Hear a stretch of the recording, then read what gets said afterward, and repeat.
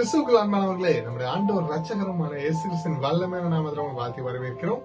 இன்றைய வேத தியான பகுதி வாசி தெரிந்து கொள்ளப்பட்ட வேத வசனம் 1 ராஜாக்கள் 5ஆம் அதிகாரம் 4ஆம் வசனம்.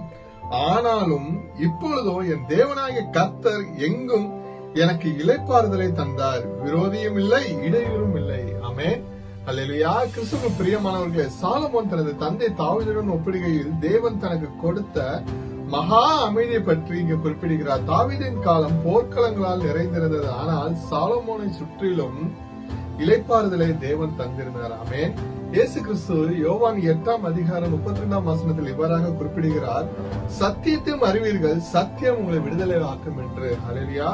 நாம் சத்தியத்தை அறிந்து சத்தியத்தின்படி உண்மை உத்தமத்தோடு கடைபிடிப்பதன் மூலம் தேவன் அவர் வார்த்தையை அனுப்பி நம்மை எல்லா தீங்கிலிருந்தும், எல்லா பாவங்களிலிருந்தும், எல்லா இக்கடிலிருந்தும் நம்மை விடுவித்து, நம் முன்னோர்களின் பாவங்களிலிருந்து நம்மளை விடுதலை ஆக்கி நமக்கு சமாதானத்தின் ஆவியை தந்தருளி நமக்கு நித்திய இளைப்பாறுதலை தருகிறார்.